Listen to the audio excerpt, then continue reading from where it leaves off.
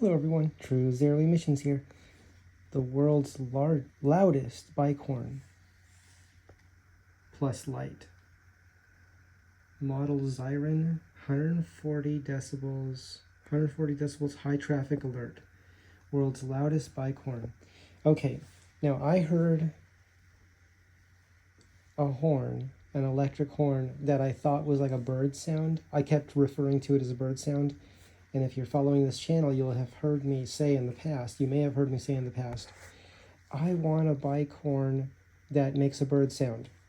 Okay, now that I hear it again, I'm not sure it's a bird sound, but it makes me think of a bird sound. Okay, anyway, this is the one I was talking about. It's right here.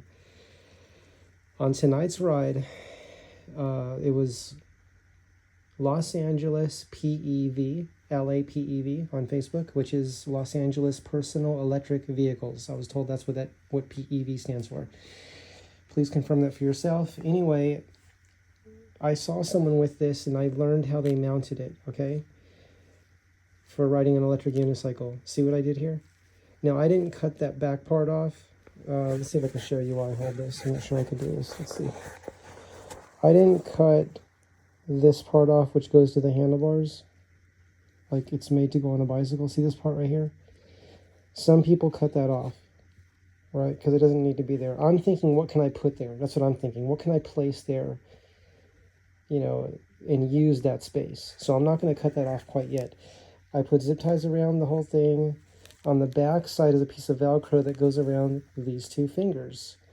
It's not so tight that I can't slide my hand out. The person that showed me how they did this, they just take the Velcro off each time and put it back on each time that they use this, okay? But you see, those zip ties go all the way around and go around the Velcro, and then you can unstrap the Velcro and then restrap the Velcro as needed, right? But never too tight for your fingers because you don't want to cut circulation off.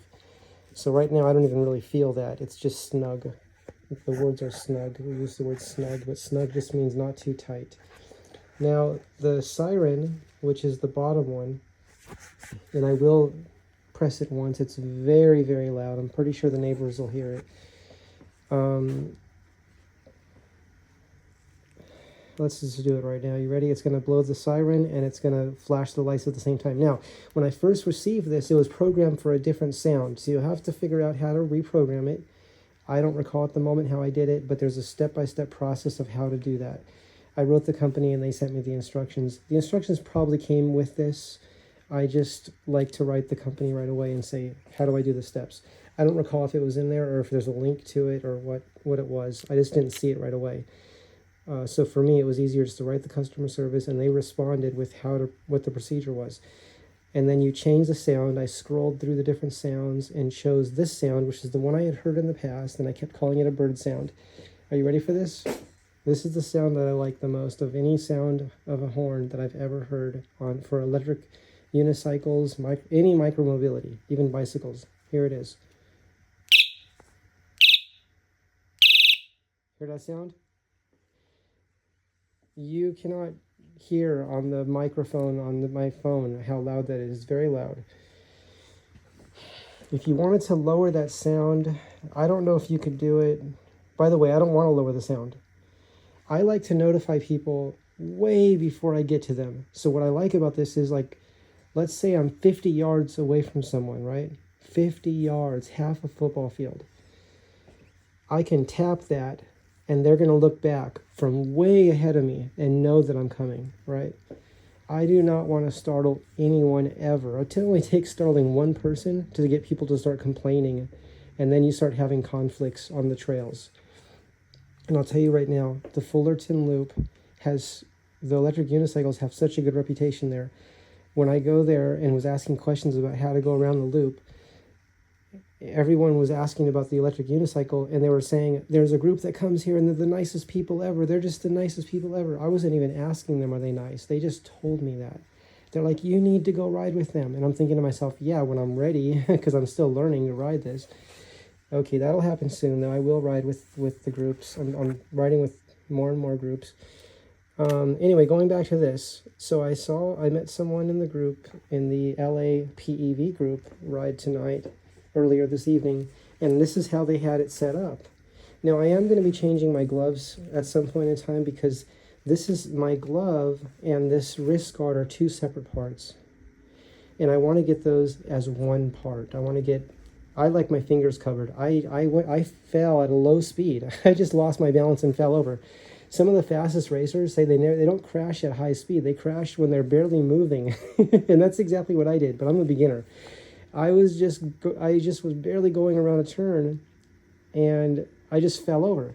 But that was when I hadn't ridden I was waiting for this lynx. I was waiting for it for approximately 4 weeks. So I hadn't ridden during that time. And then when I got this, I just jumped on it and rode it like I thought I rode. Oh, I'll ride it. I know how to ride this, because I had been practicing. I had practiced for approximately 1 month on a V10F. And that's what I learned on. And I felt pretty comfortable on it, even though I was keeping in mind that when you're riding anything, even a motorcycle, or really anything, it could even be a car, it's really important to not feel like you've mastered. I was taught this way, and I hear a lot of people talk this way that are very, very fast. It's important to never think that you're a master of something, and to think that you could get hurt at any time, and it happens to the best of people, the best. So anyway, when I fell, getting to that part of the story, I had just the wrist guards on, and it literally took out a chunk of skin in 2 parts of my fingers. It just took a little chunk out, and it was pretty deep. Now, I didn't have to get stitches or anything, and it healed very quickly because I use Redmond clay. If you haven't heard of that, it's called bentonite clay or Redmond clay. You mix it into a paste with water, so it's like a toothpaste consistency, and then put a Band-Aid, like a waterproof Band-Aid on it. Change it once or twice a day, and you can do that until it heals. It accelerates the healing, and it gets rid of the scarring if you keep using it. If you use it for, let's say, a few months every day. But you have to let it breathe when you change the bandage. You have to let it breathe like an hour approximately, getting fresh air, right, and dry out, and then you put the Band-Aid on again. You don't want the clay to dry out. So anyway, that's the tip for pain or cuts or even sore areas. If you have bruising or something, you can use that clay, and they say it pulls the pain out. That's the words that are used to describe it. It pulls out the pain. So even if you have a paper cut, use the Redmond clay or bentonite clay, same thing. It's available on Amazon. And that makes it stop hurting, and it helps it heal really, really fast. I've been using that for many, many years, probably 20 years, and I highly recommend it. It came to me as highly recommended, and you can also put it in smoothies, and it pulls out heavy metals, I think, and it just helps with your health. Anyway, going back to this story here. Anyway, I'll be using this for the first time soon. I just now put this on, and I'm planning to leave it on the glove and slide my hand out. I'm looking for different kinds of gloves. Right now I'm looking at I think they're called E-Rides. Looking at those gloves. They didn't have my size in stock right now, but I am looking for a glove that is the glove and the wrist guard built together, where I don't have to have 2 pieces. I'm noticing that when I stop, we take a break, and if I need to take my glove off to do something, it's kind of complicated for me to put the glove on, then put the wrist guard on, and then put these parts on, these, whatever I'm using. These are new, but I've always had a bell, like a bell that I put on, or I'll have the different kind of bells that I was using was, first I was using a regular bell like this, bicycle bell, right? And I would just ding the bell like that. Then I was using the Pid Zoom horn, which is still on here. See that? And that works really good. People have said, oh, it works very well. It's very commanding. I don't really want to be commanding on the road like I'm trying to scare people. Hear that? Very loud. Now, to me, I don't know why I like this sound better. I'm not going to play this sound again. But I don't know why I like this sound. It makes me think of birds singing, but really loud. But there's different. You can also program this to make different sounds as well, and it's really, really loud. This may be, I think it is louder than the Pid Zoom. I'm not sure of that. You have to check for yourself. They're both very good. So when I press this one, it flashes the lights at the same time, which is good. So if I want to do that behind me, in front of me, I just face my hand that direction. I was looking, there was, I don't know what it was on Facebook, but I was shown in the thread, there's also blinker systems that you can wear on your wrists or hands that can be used for electric unicycles or anything where your hands are free, right? So a blinker system could be interesting. I'll look into that. I also like the backpacks. If you were watching videos of earlier this evening, well, they're still loading. They may take a few days, possibly a week to load. I don't know why it takes so long. It takes so long to load. I must have a slow internet. My internet's supposed to be 25, I think it's megabytes per second with AT&T, but I'll tell you, it's so slow. I just don't know what's happening. Maybe I need a new modem or something. But and when I test the speed, it says it's fast, so I don't know why it's taking so long. But anyway, what was I going to say? Let's see. So, loading the videos. I was going to say, if you look in the videos of earlier this evening, and I forgot what I was going to say about that. Okay, we're talking about the weather. I apologize. I'm quite tired right now. Quite exhausted. It'll come back to me, and I'll mention it in another video if I don't think of it now. Before this video ends. But anyway, yeah, so, I was looking on Facebook. I was talking about Facebook, I was talking about blinker system, and I don't know what I was going to say, but anyway, a blinker system could be interesting, right? Wearing on your hands, and put your hand up, and it blinks, like blink, blink, blink in the back of the hand, and that means you're turning right, or this left hand, put it up, and it blinks, and that means you're turning left. I don't know. I think signaling is a good thing. So if there's a way to do that on electric unicycles, I think that could be good. So I'm interested in that too. I'm interested in devices that communicate, right? That let us communicate with our environment, with people, with others, with one another. That's why I'm interested also in the Cardo system. I think it's called Cardo, which goes on the helmet. I'm looking into that as well. There's many different models. I'm not sure which one to get. And I do like to get something that is considered will not outdate quickly. But is there such a thing? I think everything's always moving forward so quickly. But anyway, I'll keep you posted on that. But I am interested in getting something for the helmet that will help me to communicate with others around me. And I'll keep you posted on that. So anyway, I'll put a link in the description of this video on Amazon. I purchased this on Amazon. It was a very good price. When I purchased this, I think it was between $10 and $15. I don't know if that was a sale price, and I think that what I'm estimating is correct. But that was quite surprising because I didn't know it would cost that low, and I think that's really great. I didn't even hesitate to buy it. Anyway, there's what people say about these is everyone's running these. I've heard them so often where I hear that sound I just played for you. I hear that and I never know where it's coming from. But the other day I heard it and I asked the person, was that you with the sound? He goes, yes, it was. I can't believe I picked one person out of like probably 100. And I knew where the sound came from. I mean, I had a sense, I sensed the sound may have come from a direction behind me. And then I just walked over to someone and asked them. I can't even believe I figured that out, how lucky that is, if that's the word for it. But, and then they actually showed me the link on Amazon. I placed the order right there.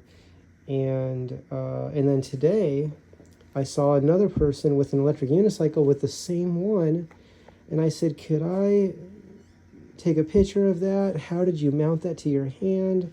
Because the person that showed this to me on their electric bicycle approximately a week ago or so, same group ride, I think, but just a different date and different people, because different people come to the meetings, different weeks.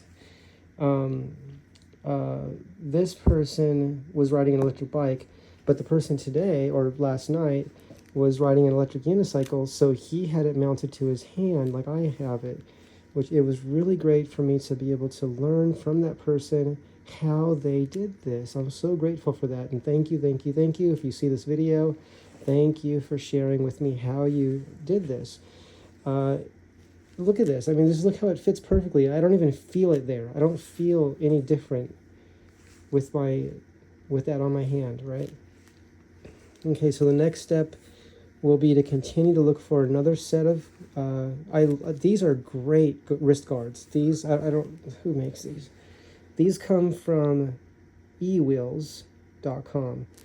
These are good, and if you want your hands free, like open, because I put gloves on, right? You don't have to wear gloves with these. If you don't want your fingers covered, then you could just wear the wrist guards, right?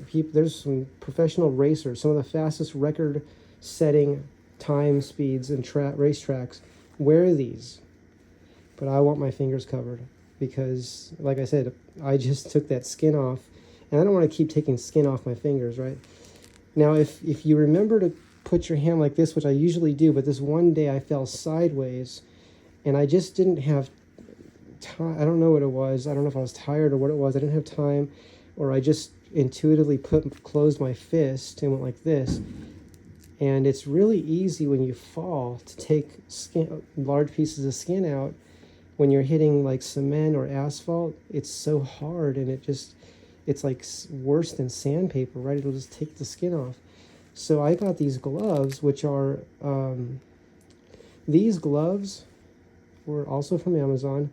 And I'll put these in a link as well. I'll put links to everything you see here, to these wrist guards, to the gloves, and to this product here. I'll put all three of those. And I'll also put a link to gloves that I'm also looking at, right? Wrist guard gloves that I'm also looking at. I'll put that in there too, as well, okay? What else? Yeah, you can see this came unhooked right there. I don't know if I could show you. This one came unhooked from there when I fell. See that? This is disconnected from that little, I don't know if you call it a rivet or what you call that. But it's disconnected. But it still works because the others are connected still. That one's connected. And then the straps are directly connected to this. So even if this one and this one disconnected, it's still being held by this strap and this strap here, these straps. So it's a very good design. And you can see I've fallen a few times on these. Oh, this one is right here. Yeah. I did notice that when I fell on this became very sharp, this metal. So I used a file to file the edge so it's not sharp there, because it became very sharp when I just fell down. It slid a little bit on that. Anyway, True Zero Emission signing off. This is a 17-minute and 55-second video so far. Apologies that it's so long, but hopefully it helped you. And we'll see you in the next video. Bye, everyone.